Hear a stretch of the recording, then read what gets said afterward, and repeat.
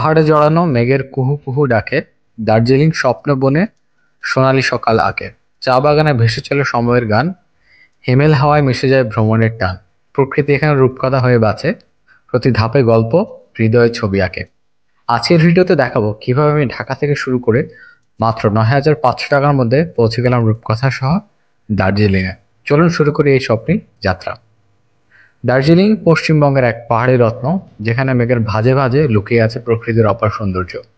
চা বাগানের সবুজ ঢেউ, টয় ট্রেনের কুহু ঝিকঝিক, আর কাঞ্চনজঙ্ঘার পটে একা সূর্যোদয়, সবকিছু মিলিয়ে এক স্বর্গীয় অনুভূতি। শীতল হাওয়া, সজীব সবুজ বন আর পাখির কুজনে দিন শুরু হয় এখানে। এই শহর শুধু ভ্রমণের জায়গা নয়, এটা এক অনুভূতি, এক জীবন্ত কল্পনার জগৎ। আমার যাত্রা শুরু ঢাকা থেকে। আমার যাত্রা শুরু হয় ঢাকার কল্যাণপুর থেকে। প্রায় 10 ঘন্টা ভ্রমণ সেরে পৌঁছালাম লালমনিরহাটের বুড়িমারি সীমান্তে। সীমান্ত দুই পাশের ইমিগ্রেশন দ্রুত শেষ করে ঢুকে পড়লাম দার্জিলিং এর ভিতরে, মানে শিলিগুড়ির বর্ডারে আর কি, যেটা হচ্ছে যার জন্য আমাকে 200 টাকা করে দালালকে দিতে হয়েছে দুই পাশে। এরপর একটা জিপ ভাড়া করে সোজা চলে যাই নিউ শিলিগুড়িতে বা নিউ জলপাইগুড়ি যেটা, সেখানে। শিলিগুড়িতে আসার পর নাস্তা করি, নাস্তা টাস্তা করে খাওয়া দাওয়া শেষ করে আমরা একটা জিপ ভাড়া করি। জিপের জন্য ভাড়া নিয়েছে 1200 টাকা। আমরা প্রায় 14 জন ছিলাম।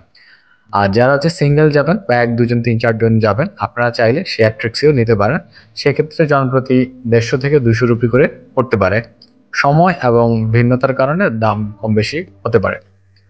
তারপরে পাহাড়ি রাস্তা যাত্রা শুরু। দার্জিলিং এর পথে শুরু হয় আঁকাবাঁকা পাহাড়ি রোড ট্রিপ। প্রায় 3.5 ঘন্টার মতো লেগে যায় দার্জিলিং পৌঁছাতে। দুপাশে চা বাগান, পাহাড়ের গা ঘেঁষে ছোট ছোট বসতি, ঝর্ণা আর মেঘে ঢাকা দৃশ্য, এক অসাধারণ অনুভূতি। আমার মনে হচ্ছিল এই দৃশ্য হয়তো ক্যামেরায় ধরা পড়ে না, এটা নিজ চোখে দেখতে আর তার থেকে বেশি সুন্দর লাগবে। এটাকে আসলে অনুভব করা যায়, ক্যামেরায় খুব ভালোভাবে এটাকে উপস্থাপন করা সম্ভব না। যতই আপনি দেখতে পাচ্ছেন তার থেকেও বেশি সুন্দর এই জায়গাটা। ছোট করে বলে দিই দার্জিলিং যাওয়ার পথে পথে দার্জিলিং যখন যাবেন কোথায় থাকবেন এবং খাওয়া দাওয়া সম্পর্কে। থাকার জন্য অনেক হোটেল ও হোমস্টে আছে দার্জিলিং এ। বাজেট 800 থেকে 1500 রুপির মধ্যে মোটামুটি ভালো রুম পাওয়া যায়। 1500 রুপির উপরেও আরো ভালো রুম আছে, যাদের টাকা পয়সা বাজেট বেশি, আপনারা চাইলে সেই রুমগুলো থাকতে পারেন। আমরা ছিলাম এভারেস্ট গ্লোরি হোটেলে। এই রুম ভাড়া ছিল 1500 রুপি। তার সবচেয়ে বড় কারণ ছিল আমরা যেদিন গিয়েছিলাম তারপরে টানা 3 দিন বন্ধ ছিল। তো এই বন্ধ থাকার কারণে আমরা আসলে গিয়ে হোটেল খুঁজে পাওয়াটা অনেক মুশকিল হয়ে গেছিল। তারপরে আমরা কিছু হোটেল পাইছিলাম 700 এবং 800 রুপিতে, সেগুলো হচ্ছে একটু নিচের দিকে। হোটেলগুলো ছিল একদম রাস্তার নিচের দিকে, যে কারণে আমরা হোটেলগুলোকে বাদ দিয়ে দিয়েছি। কারণ হচ্ছে এত গেঞ্জি জায়গাতে এত এভাবে থাকা পসিবল না। তারপরে আমরা উপরের দিকে উঠে হোটেল খুঁজিয়ে তারপরে ভাড়া করেছি এটা। আবার যদি আমি খাবারের দিকটা যদি বলি, এদিকে হালাল খাবার পাওয়াটা একটু কঠিন, তবে সম্ভব যদি আপনি একটু চোখ কান খোলা রেখে চারিদিকে খুঁজতে থাকেন।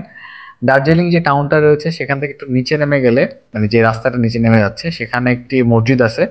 মসজিদের পাশে 2টা দোকান আছে, সেখানে আপনি হালাল গরুর মাংস এবং খাবার পেয়ে যাবেন। আমরা সেখানেই খেয়েছিলাম। প্রথম দিন খাবার খেতে একটু কষ্ট হয়েছিল, তারপরে এই দোকানটা খুঁজে সেখানে খাওয়া হয়েছিল। আমি আপনাদেরকে বলি যে আমি এই ট্যুরে কোথায় কোথায় গিয়েছি। টাইগার হিল, যেটা হচ্ছে সূর্যোদয়ের জন্য। আমি আপনাকে এখন বলে দিই আমি কোথায় কোথায় গিয়েছি দার্জিলিং এর এই ট্যুরে। টাইগার হিলে গিয়েছি, এটা হচ্ছে সূর্যোদয়ের জন্য বিখ্যাত। বাতাসিয়া লুপ, টয় ট্রেন চলে পাহাড়ের বুক চিরে যে জায়গাটা, এবং এটা রাউন্ড একটা সার্কেল, এখানে গিয়েছিলাম। দার্জিলিং হিমালয় রেলওয়ে, যেটা যখন আপনি দার্জিলিং গিয়ে নামবেন তখন আসলে হিমালয় রেলওয়েটা দেখতে পারবেন। হ্যাপি ভ্যালি টি এস্টেট, সেখানে গিয়েছিলাম। প্যাগোডা এবং অনেকগুলা নন স্ট্রিটে আছে সেগুলাতে।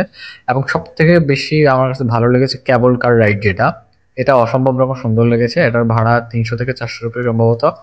দার্জিলিং শহর ও চা বাগানের যে প্যানোরামিক যে ভিউটা, এটা উপর থেকে দেখা যায়। আপনি যখন এই কেবল রাইডটা দিবেন তখন হচ্ছে এটা আপনাকে নিয়ে একটা জায়গায় স্টপেজ করবে, সেখানে থামবেন। থামার পরে ওখানে কয়েকটা দোকানপাট আছে, ওখানে একটা ভিউ পয়েন্ট আছে, সেখানে নেমে খাওয়ার দাওয়ার করে ভিউ পয়েন্ট দেখে আবার ওটা ওটা করে ব্যাক করে চলে আসতে পারবেন। আমি যদি আপনাকে পুরো যাত্রাটা ব্রেকডাউন দিই, যেতে যেতে ঢাকা থেকে বুড়িমারি, শিলিগুড়ি এবং দার্জিলিং 3 রাত যদি থাকেন, চিন্তা করেন, যাতায়াত খাবার দাবার সবকিছু মোটামুটি মিলিয়ে আমার 9,500 টাকা খরচ হয়েছে। বাজেট যদি আরো কম করতে চান সেক্ষেত্রে গ্রুপে ভ্রমণ করাটাই বেটার, এবং শেয়ার ট্যাক্সি ব্যবহার করলে আরো খরচ কমে যাবে। এছাড়াও হোমস্টে বা বাজেট হোটেল যদি বেছে না, সেক্ষেত্রে আরো কিছু কমে যাবে। তবে দার্জিলিং ভ্রমণে কিন্তু আপনাকে কিছু সতর্কতা এবং টিপস আমি বলে দিই, সেটা মাথায় রাখলে আরো ভালো হবে। পাহাড়ি রাস্তায় জিপ অনেক বেশি নিরাপদ, কারণ এই জিপগুলো আসলে তৈরি হয়েছে পাহাড়ি রাস্তায় চলাচল করার জন্যই এবং এখানকার ড্রাইভাররা খুবই দক্ষ। সো আমি সাজেস্ট করব যখনই আপনি যাবেন জিপে করে যাওয়ারই চেষ্টা করবেন। বাইক নিয়ে গেলে অভিজ্ঞতা ভালো, কিন্তু চালক যদি অভিজ্ঞ হয় সেক্ষেত্রেই যাওয়া উচিত, অন্যথায় যাওয়া উচিত নয়। আর ট্রেনে করে যদি যেতে চান সেক্ষেত্রে আগে থেকেই বুকিং করতে হবে, না হলে কিন্তু ট্রেনের টিকিট পাবেন না। আর ট্রেনের যে জার্নিটা এটা অসাধারণ একটা জার্নি, কারণ শিলিগুড়ি থেকে এটা পাহাড় বেয়ে বেয়ে যখন হচ্ছে একদম শেষ পর্যন্ত যায় দার্জিলিং এর, এই যে টোটাল যে ভিউটা পাবেন অসম্ভব একটা সুন্দর, এবং স্মৃতিটা আপনার সারা জীবন মনে থাকবে। আর অবশ্যই খাবার যখন কেনাকাটা করবেন এবং খাবার খাবেন হালাল কিনা জিজ্ঞেস করে নেবেন। আর সবকিছুতে একটু দামাদামি করে নিলেই বেটার একটা এক্সপিরিয়েন্স পাবেন।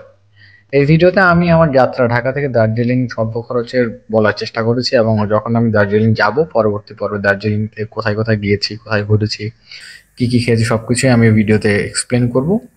আর পরবর্তীতে যেটা বললাম সেগুলো সবকিছু দেখাবো। এবং আপনার যদি আমার চ্যানেলটা ভালো লেগে থাকে অবশ্যই আমার চ্যানেলকে সাবস্ক্রাইব করতে ভুলবেন না। আর আপনারা সুন্দর ভিউটা দেখতে থাকেন, ভিডিও দেখতে দেখতে আমি চলে গেলাম। ভিডিওটি যদি ভালো লেগে থাকে আবার বললাম সাবস্ক্রাইব করবেন। ধন্যবাদ সবাইকে। আসসালামু আলাইকুম।